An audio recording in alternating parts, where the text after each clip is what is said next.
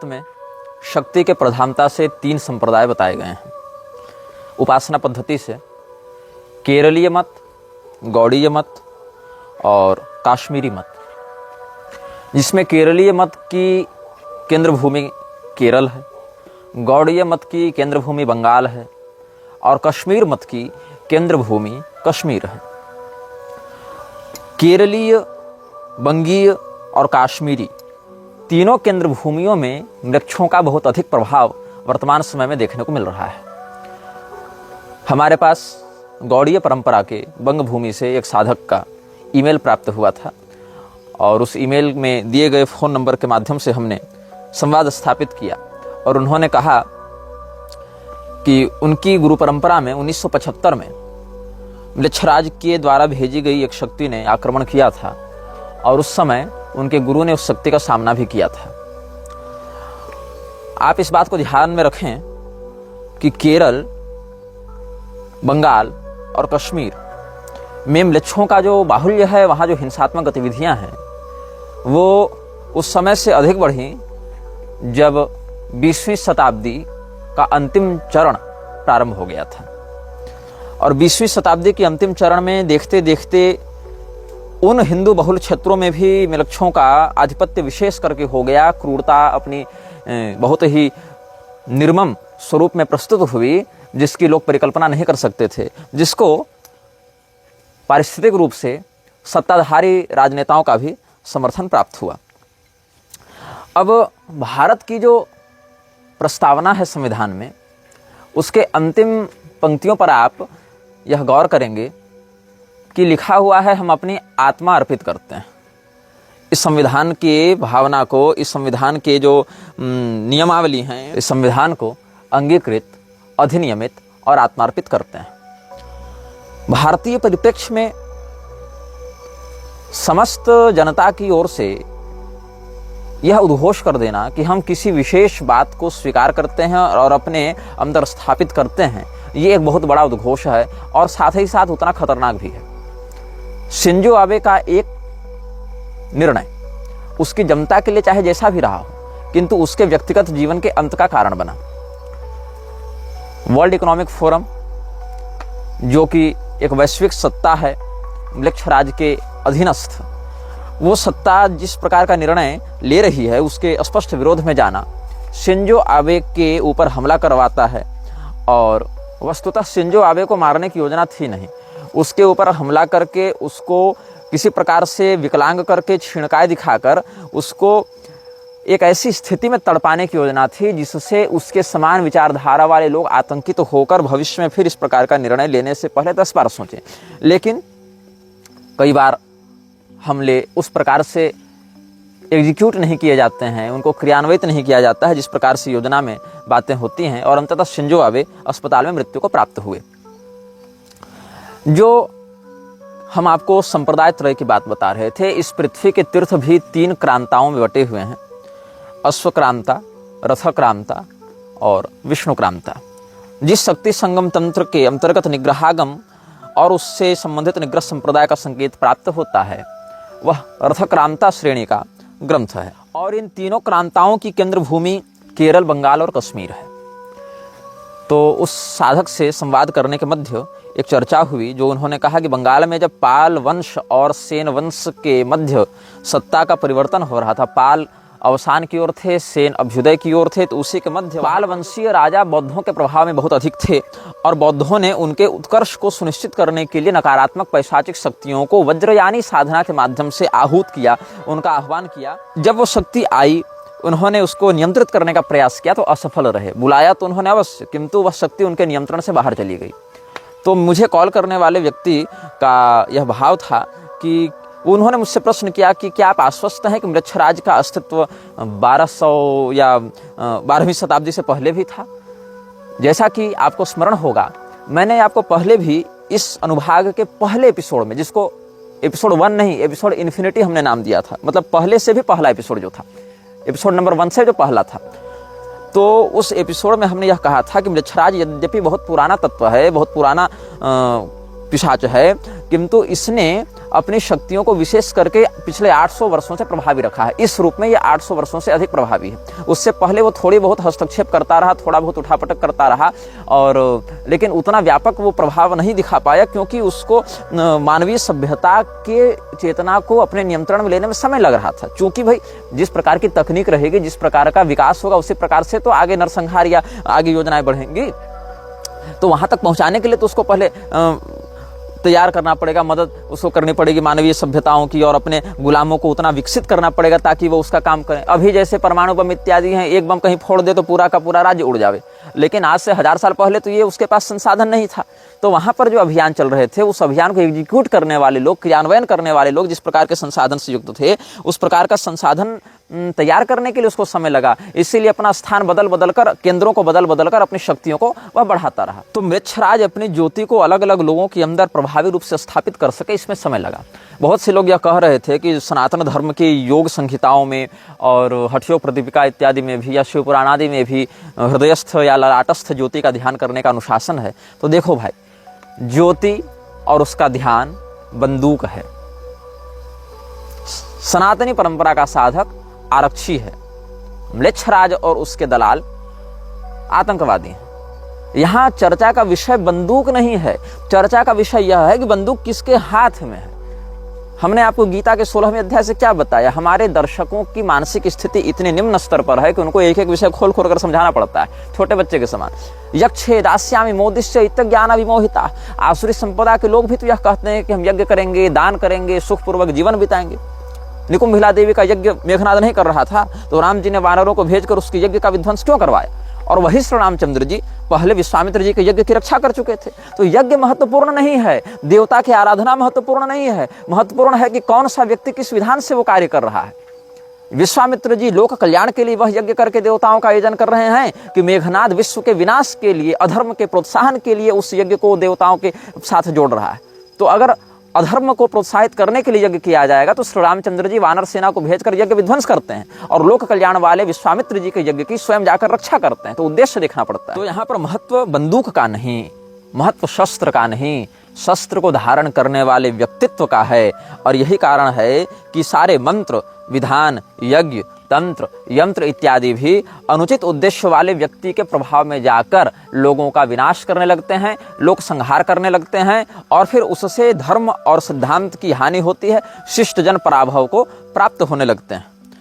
तो म्लेच्छराज की रणनीतियों पर हम आपको विमर्श प्रस्तुत कर रहे थे। एक वास्तविक घटना और वास्तविक संकट की ओर हम आपका ध्यान आकृष्ट करना चाहते हैं। मिस्र का कायरो शहर, मिस्र की राजधानी कायरो, जिसको प्रचलित भाषा में काहिरा भी कहा जाता है, वहां पर एक घटना घटित हुई थी। किस दिन घटना घटित हुई? 8, 9 और 10 अप्रैल को। साल था 1904। इस दिन जो घटना घटित हुई उसके विषय में बहुत कम लोग जानते हैं, और सौभाग्य से हमारे एक दर्शक को भी इस विषय में संज्ञान प्राप्त था। यद्यपि इस विषय में जिन भवितव्य बातों पर हम विमर्श प्रस्तुत करने वाले हैं, जिन विषयों पर हम चिंतन करने वाले हैं, उनमें से बहुत सी बातों का संकेत हमारे प्रबुद्ध दर्शक पहले ही पकड़ ले रहे हैं। इनमें जो प्रबुद्धता है उसी के कारण हमें यह प्रोत्साहन प्राप्त होता है कि हम और परिश्रम करके इस श्रृंखला को समृद्ध और ज्ञानोपयोगी बनाएं। क्या हुआ था मिस्र के कायरो में, उसका प्रभाव कैसे समाज पर पड़ा, और उस एक घटना के परिणाम स्वरूप क्या क्या दुष्परिणाम घटित हुए, ये हम आपको इस श्रृंखला में अनुभाग 10 के अंतर्गत अभिव्यक्त करने जा रहे हैं। एलिस्टर क्रॉली ये एक व्यक्ति है। इस व्यक्ति को बहुत प्रसिद्ध नहीं माना गया, क्योंकि इस व्यक्ति ने अपनी गोपनीयता को बढ़ाने में अधिक ध्यान दिया। यद्यपि कुछ कुछ स्थानों पर इसके संकेत प्राप्त होते हैं, और इस विषय में बहुत अधिक सामग्री उपलब्ध नहीं होती है, और इसका कारण क्या है ये आपको आगे स्पष्ट हो जाएगा। तो एलिस्टर क्रॉली नाम का एक व्यक्ति स्वयं को 666 इस निकनेम से बताता था, 666। अब इस अंक का म्लेच्छराज की संस्था में क्या महत्व है, इसके विषय में आप भली प्रकार अवगत होंगे, और यदि नहीं होंगे तो भविष्य के अनुभागों में अवगत हो जाएंगे। तो एलिस्टर क्रॉली नाम का एक व्यक्ति मिस्र के कायरो में बैठा हुआ है। तारीख है 8 अप्रैल 1904, और समय है ठीक दोपहर के 12 बजे। एक व्यक्ति इसके पास आता है, कुछ बताता है, कुछ सिखाता है। वह व्यक्ति बड़ा सम्मोहक था, बड़ा आकर्षक था। उसका स्वभाव कैसा था ये पता नहीं चलता है, लेकिन उसने स्वयं का परिचय मंत्री के रूप में दिया। किसका मंत्री? हूरपारक्रात। हूरपारक्रात क्या है? उस व्यक्ति ने अपना परिचय दिया एक मंत्री के रूप में। मंत्री तो राजा का होता है, तो ये राजा कौन है? राजा का नाम था हूरपारक्रात। हूरपारक्रात म्लेच्छ भाषा का एक शब्द है जिसका अनुवाद अगर आप अंग्रेजी में करें तो होता है लॉर्ड ऑफ साइलेंस। हिंदी में कहें या उर्दू में कहें खामोशी का बादशाह या मौन राजा। यदि आप हमारे पिछले अनुभागों को ध्यान से देखे होंगे तो वहां पर भविष्य पुराण, श्रीमद् भागवत और विष्णु पुराण के आधार पर हमने कहा था कि पूर्व काल में ही ऋषि महर्षियों ने एक ऐसे राजा की या राजवंश की उद्घोषणा कर रखी थी जो मौन नरपति के नाम से, मौन राजा के नाम से प्रसिद्ध होंगे। और यहाँ पर जो व्यक्ति आता है उसने अपना परिचय किस रूप में दिया? मैं मंत्री हूं खामोशी के बादशाह का, मैं वजीर हूं खामोशी के बादशाह का, मैं मंत्री हूं मौन नरपति का, हूरपारक्रात का। और ये घटना कहां हो रही है? मिस्र के कायरो में, ठीक दोपहर के 12 बजे। तारीख है 8 अप्रैल 1904। बोलने वाला स्वयं को मौन नरपति का मंत्री बता रहा है और सुनने वाला कौन है? Aleister Crowley. उसने अपना निक नेम रखा है 666, जो कि म्लेच्छ राज के संगठन में एक महत्वपूर्ण संकेत माना जाता है। अब जो लॉर्ड ऑफ साइलेंस है उसके भेजे गए मिनिस्टर ने जो बातें कही वो 3 दिनों तक कही। ये नहीं कि एक दिन आया 1 घंटे में चला गया, वो अगले दिन फिर आया, उसी जगह पर आया। उसने 9 तारीख को भी अपना उपदेश दिया, फिर वो अगले दिन और आया, उसने 10 तारीख को भी अपना उपदेश दिया। उसके जो उपदेश हैं उसको बुक ऑफ लॉ कहा जाता है। और ये बुक ऑफ लॉ बहुत बड़ी नहीं है, इसको समझना बहुत कठिन नहीं है, इसमें कोई रहस्यात्मक भाषा का प्रयोग नहीं किया गया है। सीधी बात है, जो करना है सो बताया गया है। पहले दिन के उपदेश में 66 बिंदुओं का उपदेश किया गया। आप यदि थोड़े से भी शोधार्थी प्रवृत्ति के होंगे तो आपको ध्यान होगा कि म्लेच्छ राज की एक प्रधान संस्था इल्यूमिनाती में भी ठीक 66 नियम ही होते हैं। There are prominently 66 laws working in Illuminati. इसके बाद दूसरे दिन इसने 79 उपदेश दिए, 79। और इसके बाद तीसरे दिन इसने 75 उपदेश दिए। तीनों की सम्मिलित संख्या हो गई 220। 220 बिंदुओं में इसने अपने राजा का संदेश सुनाया। और आपको एक विषय में और बताऊं, इस उपदेश के ठीक 123 महीने के बाद ऑस्ट्रिया के उत्तराधिकारी की हत्या कर दी गई और ऑस्ट्रिया ने सर्बिया पर हमला किया, जिसमें आधिकारिक रूप से प्रथम विश्व युद्ध की घोषणा की गई। ठीक 123 महीने के बाद, जस्ट आफ्टर 123 मंथ्स। और उस विश्व युद्ध से क्या परिणाम प्राप्त हुए? उस विश्व युद्ध में लगभग 44 लाख लोग मरे। कम संख्या नहीं होती।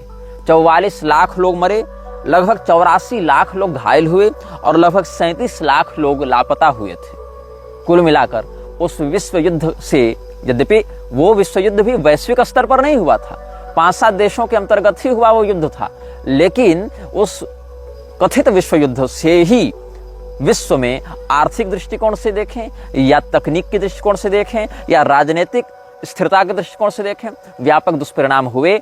और इस प्रकार से हम समझते हैं कि लगभग 1.5 करोड़ लोग प्रत्यक्ष रूप से और 5 करोड़ लोग अप्रत्यक्ष रूप से प्रभावित हुए।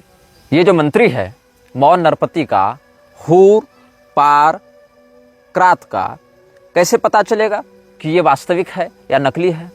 कैसे पता चलेगा कि ये वास्तविक अथॉरिटी है? तो ये जो वक्तव्य दिया गया है इस मंत्री के द्वारा, इस मंत्री का नाम था एवास। इसने अपना परिचय दिया मंत्री एवास के रूप में। और इसकी अथॉरिटी क्या है? तो इसने कहा, he is the messenger from the forces ruling this earth at present, as will be explained later on.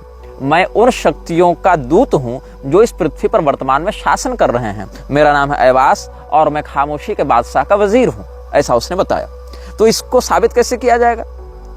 ऐसे, या तो वो कुछ ऐसी जानकारी दे, ऐसा कुछ ज्ञान दे जो किसी उपलब्ध मनुष्य के पास न हो, या किसी ऐसी शक्ति का प्रदर्शन करे जो किसी मनुष्य के पास उपलब्ध ना हो, या तो ज्ञान बल से या तो पराक्रम से वह अपने अद्वितीय होने का प्रमाण दे।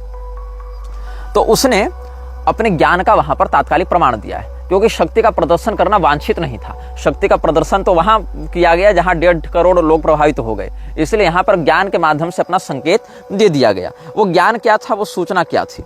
वहां बताया गया 3 दिनों तक,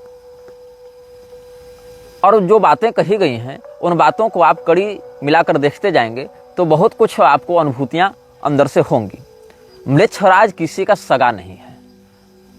म्लेच्छराज न ईसाइयों का सगा है, न मुसलमानों का सगा है, न बौद्धों का सगा है, न यहूदियों का सगा है, न नास्तिकों का सगा है, न हिंदुओं का सगा है।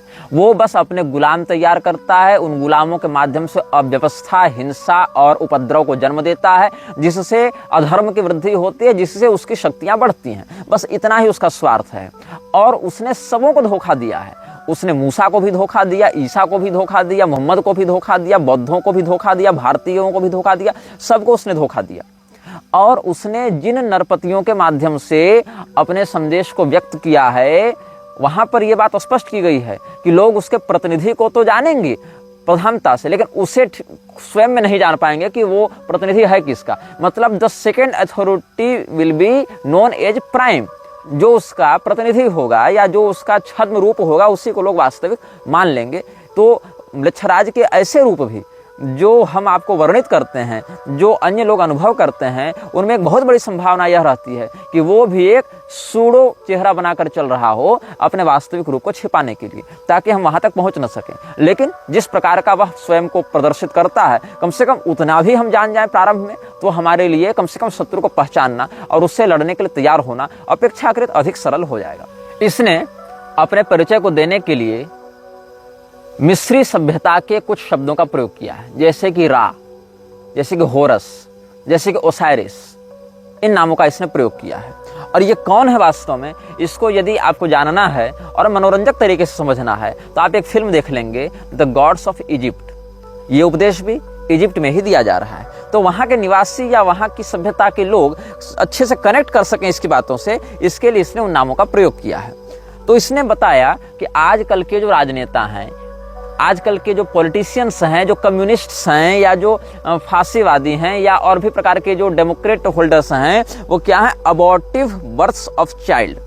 वो हमारे बच्चे की अनचाहे गर्भ हैं। बच्चे का गर्भ, हाँ, वहां पर चाइल्ड कहते हैं होरस को और फादर कहते हैं ओसाइरस को। तो ओसाइरस का जो विक्टोरियस चाइल्ड है, मतलब विजयी पुत्र है, विजयी संतान है होरस, उसके ये सब अनचाहे गर्भ हैं, वो निकलते जा रहे हैं और इनको मिटाना चाहिए।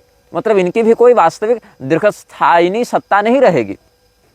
These are abortive births of child.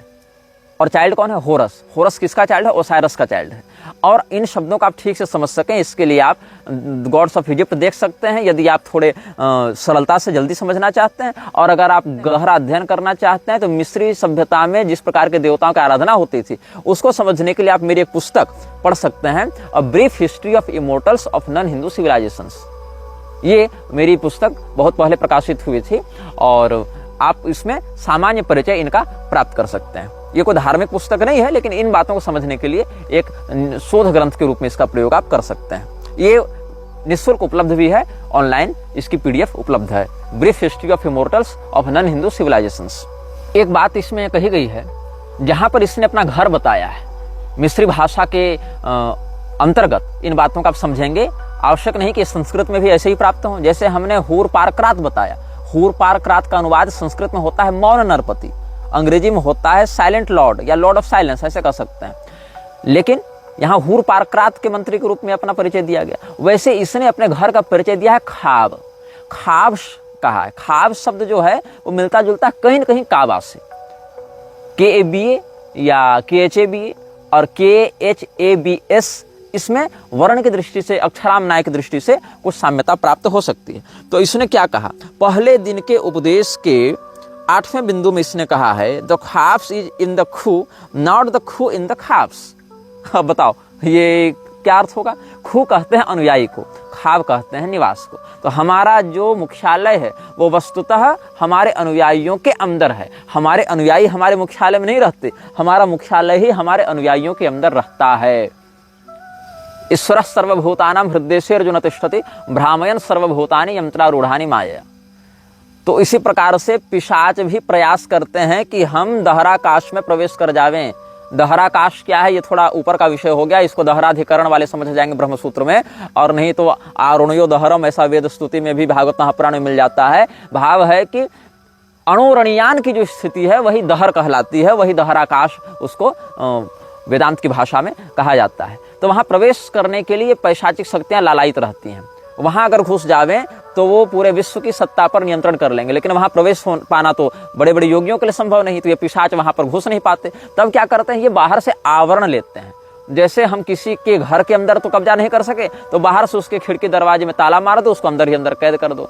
तो अविद्या की वह गांठ, अविद्या का वह आवरण इतना दृढ़ हो जाए कि जीव को अंतस्थित ब्रह्म का बोध ही न हो सके, और मध्य में एक आवरण कर दे माया के माध्यम से। ये माया जो आवृत करती है वो कौन है? यदि आपको कलिपुरुष के पूर्वजों का अनुभव होगा जो हमने वर्णन किया था, तो उससे 2 पीढ़ी पहले माया की उत्पत्ति हुई थी, जहां से क्रोध, हिंसा इत्यादि उत्पन्न हुए हैं। वहां से फिर कलिपुरुष और दुरुक्ति इत्यादि का उद्भव हुआ है। ये सब आपको पिछले अनुभागों में प्राप्त हो जाएंगे। तो वही माया का प्रयोग करके ये कलिपुरुष इन पैशाचिक शक्तियों को लोगों के हृदय में स्थापित करने का कार्य करता है।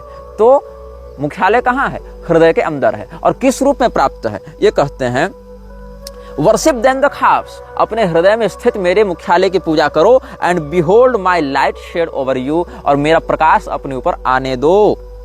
Late my servants be few and secret, they shall rule the many and the known. जो पहले दिन का उपदेश था उसका 10वां नियम क्या कहता है? मेरे गुलाम, मेरे सेवक कम होंगे, गुप्त होंगे, लेकिन वो प्रसिद्ध लोगों पर शासन करेंगे, बहुत लोगों पर शासन करेंगे। मतलब अप्रसिद्ध और कम लोग चूंकि मेरे सेवक होंगे, इसलिए मेरी शक्ति से युक्त होंगे, मेरा प्रकाश उनके ऊपर होगा, मेरी ज्योति से वो आलोकित होंगे, इसीलिए कम और अप्रसिद्ध होने के बाद भी अधिक संख्या वाले प्रसिद्ध और प्रभुत्वशाली लोगों के ऊपर वो शासन करेंगे। ये बिल्कुल स्पष्ट बात कही गई है। These are fools that men adore both their gods and their men are fool.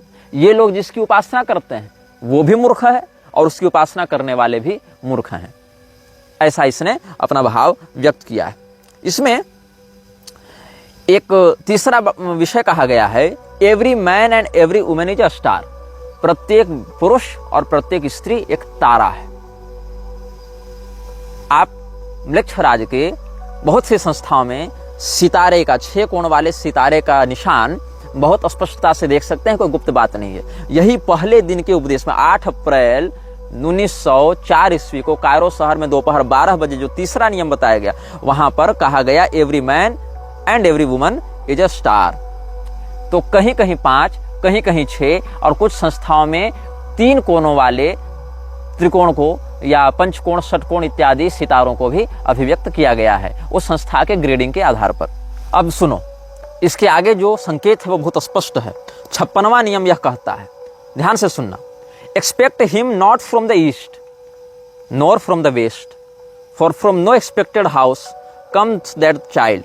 Om, all words are sacred and all prophets true, save only that they understand a little, solve the first half of the equation, leave the second unattacked, but thou hast all in the clear light, and some though not all in the dark.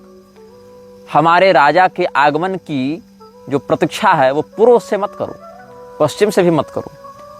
मतलब पूर्णतया जो पूर्वी देश है वहां से भी वह नहीं आएगा, और पूर्णतया जो पश्चिमी देश है वहां से भी वह नहीं आएगा, वो मध्य से आएगा। और मध्य में कहां से आएगा इसका संकेत हम आपको इन्फिनिटी एपिसोड में कर चुके हैं। हम आपको पहले ही बता चुके हैं कि किस प्रकार के सभ्यताओं के क्षेत्र से वह आएगा, और आपको नक्शों से भी हम इस बात को समझा चुके हैं, और उस बात का स्पष्ट संकेत यहाँ पर प्राप्त होता है। Expect him not from the east nor from the west, और उसमें भी किसी एक घर से वो आएगा ऐसी बात नहीं है। For from not no expected house comes that child. हर शब्द पवित्र है और हर पैगंबर सच्चा है। ओम, ऐसा उसने कहा, AUM ऐसा लिखने के बाद कहा है, all words are sacred and all prophets true. लेकिन इस बात को ध्यान में रखना कि ये जितने भी लोग हैं वो आधी बात ही बताते हैं, पूरी बात नहीं बताते हैं। इन सब में कॉमन क्या है? ये सब मेरी ज्योति से आलोकित है, चाहे ईसा आवा, चाहे मूसा आवा, चाहे पैगंबर आवा, चाहे कोई आवा, ये सब मेरी ज्योति से आलोकित हैं, किंतु आधी बात ही जानते हैं, आधी बात ही बता सकते हैं। ये पूर्वार्ध तो बताते हैं, लेकिन उसका उत्तरार्ध जो है, जो उसका दूसरा पहलू है, उसको ये छूते भी नहीं। ये इसने स्पष्ट किया है। Come all you and learn the secret that hath not yet been revealed. मेरे पास आओ और उस रहस्य को जानो जो आज तक प्रकाशित नहीं किया गया। I Hadit am the complement of Nu my bride, I am not extended and Khabs is the name of my house. ये सब उसने परिचय दिया अपना। और यह कहा yet she shall be known and I never, उसके विषय में लोग जानेंगे, मेरी शक्ति के विषय में लोग जानेंगे, जिसको नू कहा गया है, यहाँ पर मिस्री भाषा में नू कहा गया है। मेरी शक्ति के विषय में लोग जानेंगे लेकिन मुझे नहीं जानेंगे। एक संकेत और भी समझ सकते हैं कि म्लेच्छ राज के प्रभाव को लोग समझ पाते हैं कि हाँ कुछ तो है गड़बड़, कुछ तो ऐसा है जो खटक रहा है मन में, लेकिन वो कहाँ से आ रहा है वो नहीं समझ पाते। तो yet she shall be known and I never. और देखो, आई am the flame that Burns in every heart of man and in the core of every star, I am life and the giver of life, yet therefore is the knowledge of me the knowledge of death. मैं ही जिंदगी हूं, मैं ही जिंदगी देने वाला हूं, इसीलिए मेरे विषय में जो जानता है वही मौत के विषय में जानता है। मैं ही वह ज्वाला हूं जो प्रत्येक मनुष्य के हृदय में जल रही है, मैं ही वह ज्वाला हूं जो हर एक सितारे के अंदर जल रही है। 15वां बिंदु यह कहता है कि मैं परफेक्ट हूं, मुझ में कोई दोष नहीं या मुझ में कोई कमी नहीं। For I am perfect being not and my number is 9 by the fools, but with the just I am 8 and 1 in 8, which is vital, for I am none indeed. The empress and the king are not for me, for there is a further secret. एक रहस्य की यहाँ चर्चा और करता है जिसको समझना बड़ा कठिन है। उसका ये कहना है कि जो लोग मेरे विषय में जानना चाहते हैं या बताते हैं वो अक्सर मेरा संकेत 9 की संख्या से करते हैं, लेकिन मैं 9 की संख्या में नहीं हूँ। मेरा वास्तविक स्थान 8 में से 1 का है। अब ये 9 और क्या है और 8 में से 1 क्या है, ये व्यापक चिंतन का विषय है, क्योंकि यहाँ पर भी इसको there is a further secret ऐसा कहा गया है। 18वां बिंदु यह कहता है these are dead, these fellows they feel not. जो समाज के लोग हैं वो मर चुके हैं, मुर्दा हैं। ये सब जो गुलाम है वो मेरा अनुभव नहीं कर सकते। We are not for the poor and sad, the lords of the earth are our kinsfolk. जो इस पृथ्वी पर शासन करते हुए दिखते हैं, जैसे कि बड़े बड़े प्रधानमंत्री, राष्ट्रपति, जनरल और डिक्टेटर्स, ये सब कौन है? ये सब हमारे ही सगे संबंधी हैं, हमारे ही भाई बंधु हैं। हम गरीब और उदास लोगों के लिए यहाँ पर नहीं हैं, हम प्रसन्न और धनी धनाढ्य प्रभुत्वशाली लोगों के लिए यहाँ पर उपस्थित हैं। ऐसा संदेश वाहक ने अपने स्वामी का संदेश व्यक्त किया है। आगे के बिंदुओं पर आप ध्यान दें। We have nothing with the outcast and the unfit, let them die in their misery. जो लोग जाति से बहिष्कृत हैं, जो लोग कमजोर हैं, जाति से बहिष्कृत मतलब आउटकास्ट यहाँ पर भारतीय जाति व्यवस्था के रूप में लागू नहीं होगा। आउटकास्ट, हाफ कास्ट, ये सब शब्दों को समझने के लिए आप पश्चिम के परिप्रेक्ष्य में जो कास्टेज है उसको समझेंगे तो आपको यह पता चलेगा कि जो लोग गरीब होते थे, दबे कुचले होते थे, गुलाम होते थे, उनको जाति से निकाला जाता था। भारत में ऐसा नहीं था। भारत में जघन्य कृत्य करने वाले को ब्राह्मण होने के बाद भी समाज से निकाल दिया जाता था, लेकिन वहाँ ऐसा नहीं। वहाँ जो धनाढ़ नहीं है वो आउटकास्ट हो जाता था, आउटलॉ हो जाता था। तो ये क्या कह रहा है कि जो लोग धनाढ़ नहीं और जो गरीब हैं उनको उनकी भूखमरी में मरने दो, क्योंकि उनको कुछ भी महसूस नहीं हो रहा है। ये ताकतवर लोगों का नियम है। This is our law and the joy of the world. यही विश्व की खुशी है कि उन लोगों को तकलीफ में रहने दो, उन लोगों को मरने दो। Think not O king upon that lie that you thou must die. दो का यू हो जाता है फिर यहाँ पर। इसने अपना परिचय दिया। कौन है ये? आई एम अलोन, मैं अकेला हूं। There is no god where I am. जहां मैं रहता हूं वहां ईश्वर नहीं रहता। यहाँ गॉड शब्द जो कि अंग्रेजी में, मिस्री भाषा को फिर अंग्रेजी में ट्रांसलेट किया गया है, इसीलिए इसमें गॉड का प्रयोग किया गया है। तो there is no god where I am, जहां मैं हूं वहां ईश्वर नहीं है। अब देखिए, ब्रह्म सत्ता का तो कण कण में वास है। ब्रह्म सत्ता से इतर तो ब्रह्मांड में कुछ है नहीं। जब नाम ही ब्रह्मांड है तो ब्रह्म सत्ता से इतर क्या होगा उसमें? तो कहीं पर अगर यह कहा जाए कि यहाँ ईश्वर का वास नहीं है तो वहाँ तात्पर्य है वहाँ पर पवित्रता का, दिव्य संपदा का, सत्व गुण का अभाव है, ऐसा कहा जाएगा। बाकी ईश्वर का वास तो विष्ठा में भी है, ईश्वर का वास तो मलमूत्र में भी है। तो मलमूत्र को हम पूजा रूम में जाकर रख तो नहीं देते ये कहकर कि यहाँ ईश्वर का वास है। व्यवहार्य दृष्टि से कहाँ पर ईश्वर है, कहाँ नहीं है, ऐसा समझना चाहिए। जहाँ पर धर्म का, पवित्रता का, सत्यनिष्ठा का वास है वहाँ पर यह समझना चाहिए कि जहाँ पर मैं हूँ वहाँ पर ये सब नहीं रहते हैं। मैं अकेला हूँ। और मैं कौन हूं? I am the snake that gives knowledge and delight and bright glory and stir the hearts of man with drunkenness. मैं नशे से लोगों के दिल को भर देता हूं। मैं वह सांप हूं जो तुमको ज्ञान देता है। और इसका आप एक समन्वय आदम और हव्वा के प्रकरण से कर सकते हैं, जहां ज्ञान का फल खाने के लिए शैतान ने सांप को उदाहरण करके उनको उकसाया था। तो यहाँ पर यह बात कहीं ना कहीं मिल रही है। इस घटना का यहाँ से सामंजस्य देखने को मिल रहा है। You are against the people O my chosen. मैंने तुमको चुना है और तुम अब मेरे हो गए, इसलिए तुमको बाकी लोगों के विरुद्ध होना पड़ेगा। I am the secret serpent coiled about to spring in my coiling there is joy. There is great danger in me, for who do not understand these runes shall make a great miss. मैं स्वयं में एक बहुत बड़ा खतरा हूं। I am not in danger, I am the danger, यही कहना चाह रहा है। There is great danger in me, for who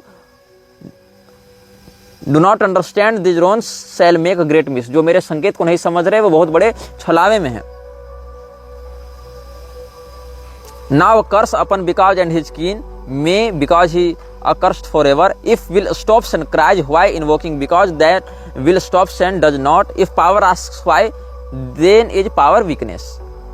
ये कहता है कि सत्ता कौन है जो कभी प्रतिप्रश्न न करे। अगर कोई पूछ रहा है कि क्यों, तो इसका अर्थ है वो सत्ताधारी नहीं है। सत्ताधारी प्रश्न नहीं करता कि क्यों, वो यह नहीं पूछता कि क्यों। जो लोग सुलेमानी परंपरा के तांत्रिकों को जानते होंगे या इस्लामी पीरवाणी तंत्र के मंत्रों को जानते होंगे या उस प्रकार के काले जिन्नात हमजात इत्यादि की सिद्धि के विषय में रुचि रखते होंगे, वो जानते होंगे वहां सुलेमान की दुहाई दी जाती है नकारात्मक शक्तियों से लड़ने के लिए, अपनी सुरक्षा करने के लिए, या उनको बुलाने के लिए भी कई बार जिन्नात इत्यादि की शक्तियों के लिए इस्लामी तांत्रिक जो हैं वो इस प्रकार का कार्य किया करते हैं। और इसका बहुत बड़ा प्रयोग लव जिहाद इत्यादि में भी किया जाता है या लोगों की संपदा का हनन करने के लिए भी किया जाता है। और इसका बहुत प्रत्यक्ष और व्यापक प्रभाव समाज में देखने को मिलता है। मेरे कई परिचित इस प्रकार से पीड़ित भी रहे और बाद में मुक्त भी हुए। तो वहां पर सुलेमान की जो मुहर है उस मुहर में 6 कोणों वाला सितारा होता है। और सुलेमान और उसकी जो शैतानी परंपरा है जो कि म्लेच्छराज के अभियान को आगे बढ़ाने में बहुत सहयोगी सिद्ध होती है, उसको हम रणनीतिक चलचित्रों के बाद स्पष्ट करेंगे। तो इसने फिर आगे नियम में कहा है कि तुम हमारे जो लोग हो, जगो, उठो, O my people, rise up and awake, let the rituals be rightly performed with joy and beauty. There are rituals of the elements and feasts of the time. बहुत प्रकार के रिचुअल करने के लिए आमंत्रित करता है। 3 दिनों का रिचुअल करते हैं ये लोग, चूंकि 3 दिनों तक जो उपदेश दिया गया था ना। अ feast for the 3 days of the writing of the book of the law, ये सब कहा गया। अ feast for the supreme ritual and a feast for the equinox of the gods, a feast for fire, a feast for water, a feast for life and a greater feast for death. आग के लिए एक दावत दो, पानी के लिए एक दावत दो, जिंदगी के लिए एक दावत दो, लेकिन इससे बड़ी दावत होनी चाहिए मौत के लिए। ये इसने कहा। पिटी नॉट द फैलन, जो लोग इस समाज में दबे कुचले हैं, गिरे हुए हैं, उन पर दया मत करो। आई नेवर न्यू देम, मैं उनको जानता ही नहीं हूँ। आई एम नॉट फॉर देम, मैं उनको खुश करने के लिए, उनकी तरक्की के लिए नहीं हूँ। आई कंसोल नॉट, मैं उनको सांत्वना नहीं देता। I hate the consoled and the consoler, जो व्यक्ति गरीबों का मददगार बनता है, लोगों के प्रति सहानुभूति रखता है, दया का भाव रखता है, ऐसा दयालु और ऐसे दया के पात्र दोनों से मुझे नफरत है। I am unique and the conqueror, I am not the slaves that I am not of the slaves that perish, be they damned and dead, amen. मैं अद्वितीय हूं, मैं विजेता हूं, मैं वो गुलाम नहीं जो कभी नष्ट हो जाएगा। जो गुलाम हैं वो अपने जो गुर्बत है उसमें पड़े रहें और मर जाएं, यही मैं चाहता हूं, इसने कहा। और आगे के कुछ पंक्तियों पर आप ध्यान देंगे तो इसने एक 75वां जो नियम है इसका, जो दूसरे दिन इसने उपदेश दिया था, उसके अंत में इसने क्या कहा? A listen to the numbers and the words. आप इसको नोट भी कर सकते हैं, भविष्य में रेफरेंस में काम आएगा। ये क्या कह रहा है? He that lives long and desires death much is ever the king among the kings. वो जो बहुत लंबी जिंदगी जीता है और मौत की कामना करता है, वो राजाओं का भी राजा है। आप इस शब्द पर गौर करेंगे, जो बहुत लंबा जीता है।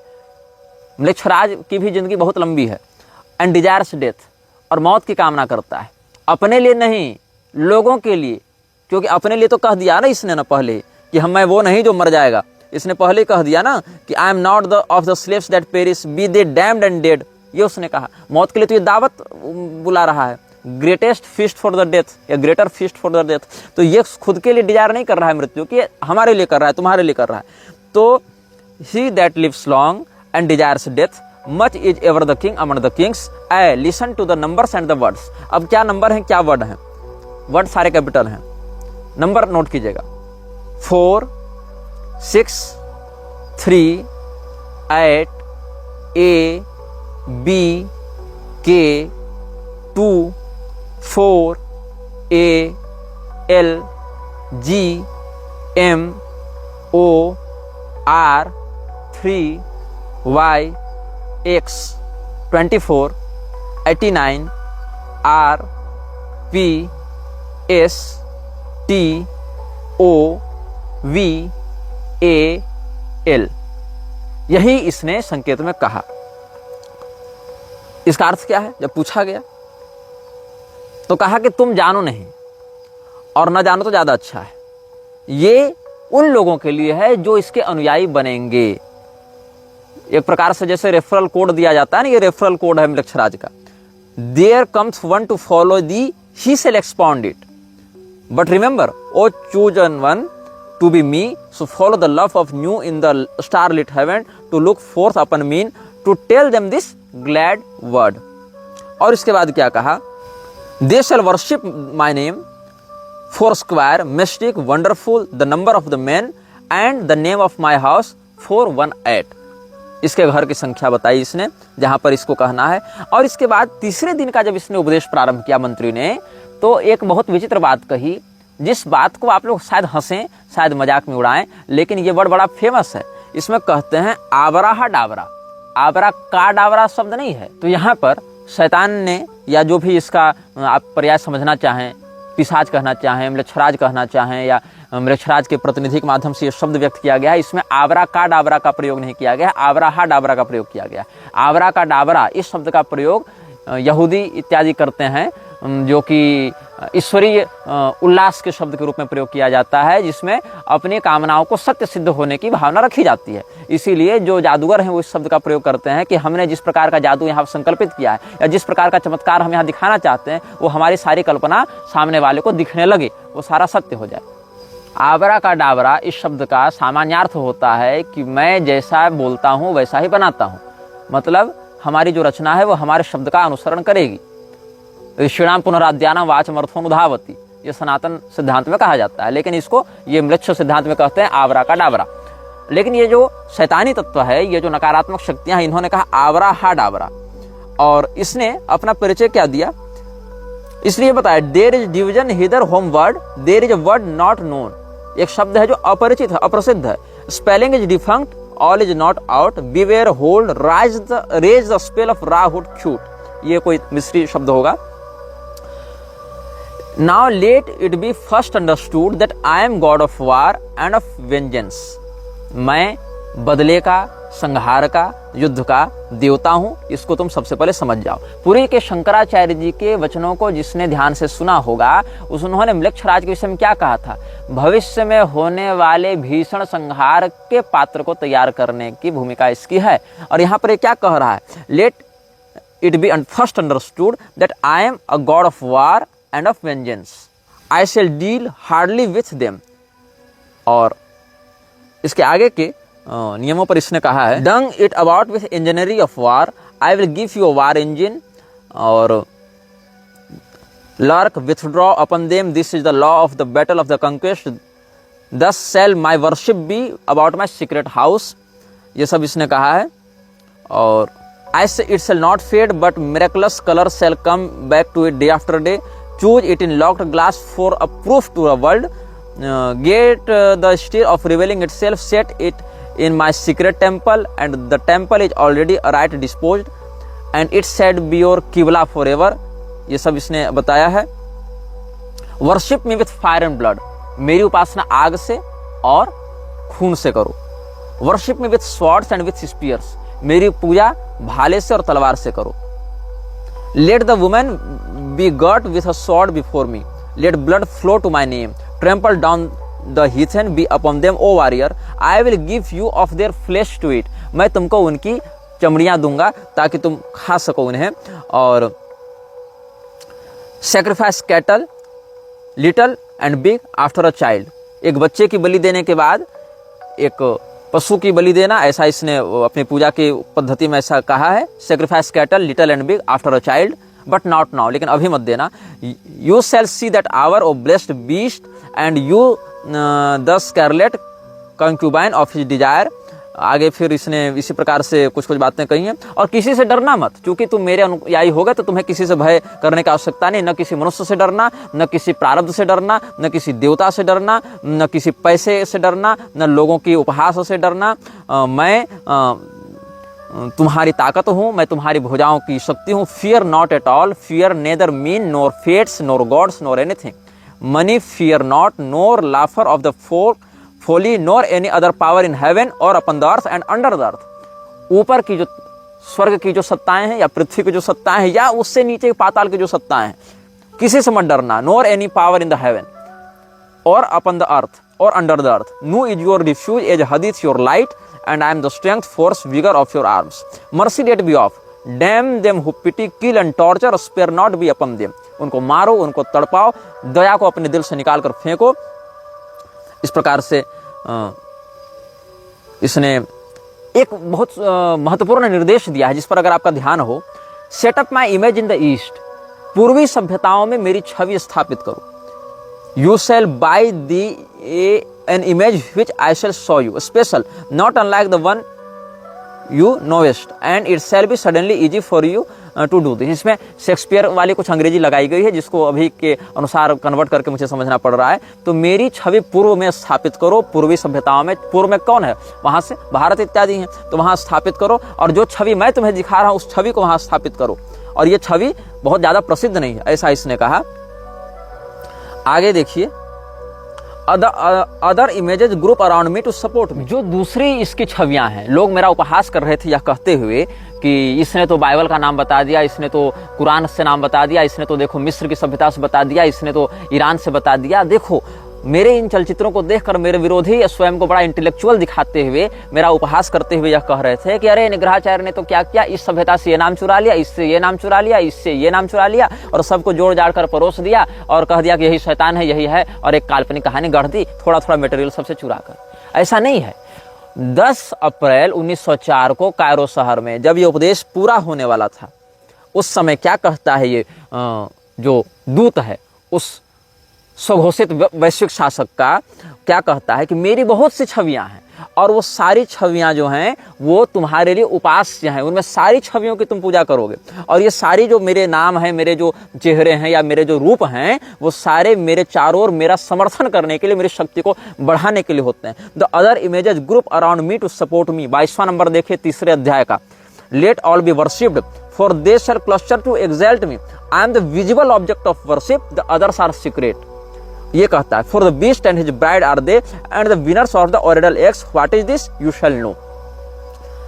और the best blood is of the moon monthly, then the fresh blood of a child और dropping from the host of heaven, then of an image, then of a priest और of the worshippers, last of some beast, no matter of what. जिन लोगों ने मेरा उपहास किया था, जिन मूर्खों ने, जिन कुलकलंकों ने, जब मैंने कहा था कि पूर्णिमा को इसकी शक्तियां बहुत अधिक बढ़ती हैं, तो लोग मुझे उपदेश देने आए थे, अरे तू कैसा मूर्ख है, अमावस्या शक्ति बढ़ती है. आना जाना कुछ नहीं है, लेकिन उपदेश पहले देना है. ये स्वयं कह रहा है यहाँ पर. The best blood is of the moon. चंद्रमा से टपकता खून ही सर्वोत्तम है. चंद्रमा अपनी पूर्ण कलाओं में कब रहता है? जब पूर्णिमा होती है. उसके बाद बच्चे का ताजा ताजा खून, उसके बाद दूसरे स्थान पर आता है.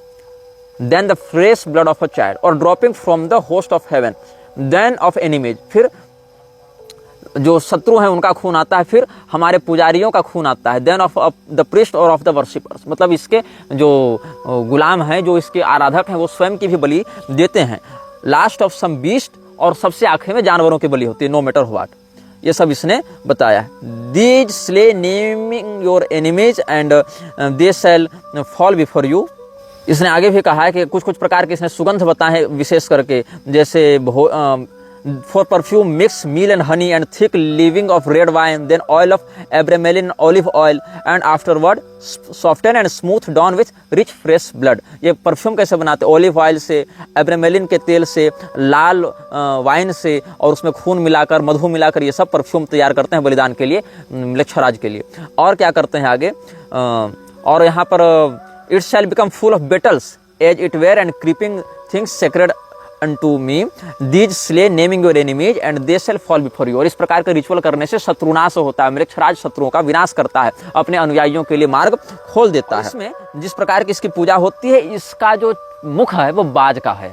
जिस समय इस रूप में पूजा की जाएगी, इस रिचुअल के समय, ये जो मृक्षराज है उसके स्वरूप में उसका मुख बाज के समान दिखाई पड़ेगा. और इसका मंत्र दिया गया है जो जिस प्रकार से गाना है, I adore you in the song, I am the lord of Thebes and the inspired forth seeker of Mentu for me unveils the veiled sky. इस प्रकार से इसकी ये लोग आराधना करते हैं. और इसमें फिर कहा गया है कि success is my proof, argue not, convert not, talk not over much. Let them that seek to entrap you, to overthrow you, them attack without pity or quarter and destroy them utterly. Swift as a trodden serpent, turn and strike. Be you yet deadlier than he. Drag down their souls to awful torment. Laugh at their fear, spit upon them. मैं केवल उनकी ही रक्षा करता हूं जो अंधे हो चुके हैं, मतलब म्लेच्छराज को जिन्होंने अपनी आत्मा सौंप दी है और जो इधर उधर कुछ देखना सुनना नहीं चाहते अपने उस पेशाच आराध्य के अलावा, तो save only the blind ones. जो लोग इसके विषय में आंख मूंद कर इसको स्वीकार कर लेते हैं, ये उन्हीं की केवल रक्षा करता है। बाकी के साथ क्या करना है, तो उनको फंसाओ, उनको मारो, और मारने के समय कोई दया मत करना, उनको वैसे ही मतलब पलट कर काटना जैसे कोई सांप काटता है। उनकी चेतना को, उनकी आत्मा को क्रूरतापूर्वक उनके शरीर से निकाल दो, उनके डर पर हंसो और उनके ऊपर थूको। इस प्रकार से इसने निर्देश दिया है। और आगे, मैं तुम्हें I will bring you the victory and joy. I will be at your arms in battle and you shall delight to slay. Success is your proof, courage is your armor. I am the warrior, lord of the forties, the edges cover before me and are abashed. इस प्रकार से इसने कहा है। और कहा है कि इस जो नियमावली है इसको हर भाषा में अनुवाद किया जाए, लेकिन जो तुम हो वो इसको मूल भाषा में ही रखोगे। जो पैशाचिक भाषा हम तुमको बता रहे हैं उसी में बताओगे और कहोगे अंत में आवराह डाबरा। आवराह डाबरा एक जो पंक्ति है उसका यह भी अर्थ बताया जाता है कि हम अपने लक्ष्य के प्रति अटल रहें, हमें अपने लक्ष्य से कोई भटकाए नहीं। इस प्रकार से इसका एक भाव समझा जाना चाहिए। और इसके बाद जो अंतिम दिन के उपदेश हैं 48वें नंबर से देखो। पहले तो कहता है मैं अपने स्थान में जा रहा हूं, I am in a secret fourfold word, मैं एक गुप्त पहेली में छिपा हुआ हूं। The blasphemy against all gods of men, जितने प्रकार के देवताओं के लोग आराधक हैं या जितने प्रकार की शक्तियों की आराधना करते हैं उनके ऊपर मैं लानत भेजता हूं, उनको मैं अपना द्रोही ठहराता हूं। कर्स देम कर्स देम कर्स देम, मैं उनको शाप देता हूं। और ईसा को भी भेजा था इसने, लेकिन ईसा से जब इसका काम निपट गया, क्योंकि ईसा इसके प्रभाव में नहीं आ पाया पूर्णतया। कई बार ऐसा हुआ कि इसने अलग अलग राजाओं को भेजा, अलग अलग बादशाहों को भेजा, लेकिन ये उसकी उम्मीदों पर खरे नहीं उतरे। तो जिस क्रूरता और जिस पैशाचिक मत का विस्तार करने के लिए इसने ईसा को प्रेरित किया था, वो उतना सफल नहीं हो पाया इसको अपने नियंत्रण में बनाए रखने के लिए। तो उस समय क्या हुआ, जब ईसा टंगा हुआ था सूली पर, उस समय ये क्या कहता है, with my hawk's head I peck at the eyes of Jesus as he hangs upon the cross.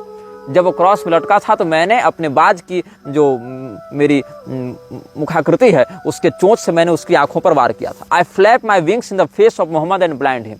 Mohammad को भी इसने भेजा, और जब मोहम्मद से इसका काम पूरा हो गया तब अपने पंखों को फटकार कर इसने उसे अंधा कर दिया। ऐसा ये कहता है 52वें बिंदु में, I flap my wings in the face of Mohammed and blind him. और उसके बाद जो भारतीय लोग हैं, जो बौद्धिस्ट लोग हैं, जो मंगोल हैं, उन सबों की चमड़ियों को मैं अपने पंजों से खींच कर निकाल लेता हूं। With my claws I tear out the flesh of the Indian and the Buddhist, Mongol and Din. मतलब ये सगा किसी का नहीं है, ये केवल उपद्रव, अव्यवस्था और आतंक को बढ़ाने के लिए किसी एक को भेजता है, किसी को मरवाता है, फिर उसको मारता है, जिसको भेजा उसको भी मारता है, उसको कुछ समय के लिए शोहरत, दौलत और प्रसिद्धि दे देता है, फिर उसको भी ये नष्ट कर देता है।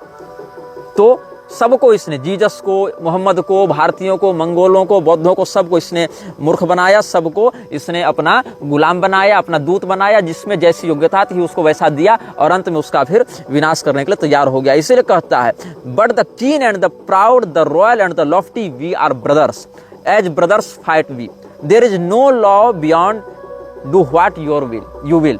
तुम्हारी इच्छा से बढ़कर कोई नियम नहीं है, जो तुम्हारी इच्छा है वही तुम्हारा नियम है। और इसी बात को आजकल लागू किया जा रहा है कि माई चॉइस, अपनी चॉइस हो तो हम चाहे जो खाएं, जहां रमण करें, जहां करें। तो प्राइवेसी और चॉइस को ही यहाँ 60वें नियम में संकेत किया गया है। There is no law beyond, do what you will. इसके बाद इसने अंत में कहा, I am the hawk headed lord of silence and of strength, my nemesis shrouds the night blue sky, Hail, ye twin warriors about the pillars of the world, for your time is nigh at hand। और इसने कहा कि मेरा जो दायां हाथ है उसमें शक्ति का एक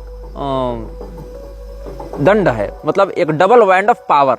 शक्ति का एक वैंड है, जैसे मैजिकल वैंड होता है ना, शक्ति का एक शक्ति दंड है, तो डबल वैंड ऑफ पावर है। और जो बायां हाथ है मेरा वो खाली है, but my left hand is empty, for I have crushed an universe and naught remains.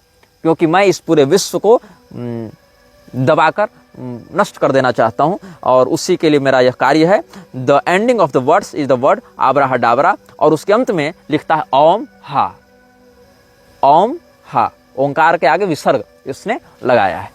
तो इस प्रकार से समझना चाहिए कि जो बातें हम बता रहे हैं और जिस प्रकार के वैश्विक सत्ताओं में इसका प्रभाव देखने को मिल रहा है, इसको समझना और इस संकेत को अभिव्यक्त करना सामान्य प्रज्ञा का भी विषय नहीं है। और इस प्रकार के जो श्रृंखलाबद्ध हम आपको बताते जा रहे हैं बातें, उसको चाहे हजारों लाखों करोड़ों लोग देख लें, लेकिन जो हम कहना चाह रहे हैं और जिस प्रकार के संकेत हम आपके सामने निर्भयतापूर्वक लाने का उपक्रम कर रहे हैं, उस परिश्रम को मेरे जीते जी भी लोग समझ पाएंगे, ये भी हम आश्वस्त नहीं हो पा रहे, क्योंकि भारतीय अंतश्चेतना इतनी अधिक मंद हो चुकी है और सुसुप्त हो चुकी है कि उसको उस गहराई से, उस अंधकार से निकालकर इन रहस्यों के सामने लाकर रखना एक बहुत ही गंभीर और बहुत ही महत्वपूर्ण कार्य हो गया है। ऊर्जा को बहुत ज़्यादा संचित करके इस काम में लगना पड़ेगा। और बहुत दुर्भाग्य का विषय है कि जो बड़े बड़े धर्मगुरु कहलाते हैं, उनके शिष्य कहलाते हैं, वो इन विषयों पर उपहास करते हैं और स्वयं तो भटकते ही हैं, अन्य लोगों को भी भटकाते हैं। मतलब एक प्रकार से वो अपने सामने खड़े खतरे को आंख बंद करके निपटाना चाहते हैं कि हमने आंख बंद कर ली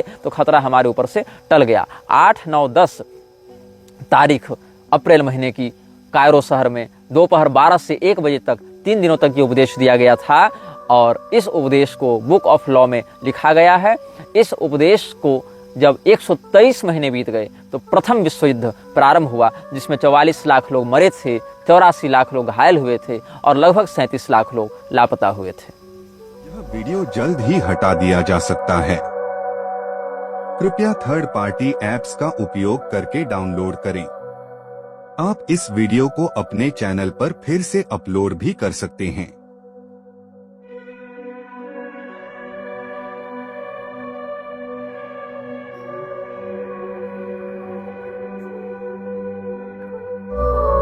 This video may get deleted soon. Please download using third-party apps. You may also re-upload this video on your channels. Thank you.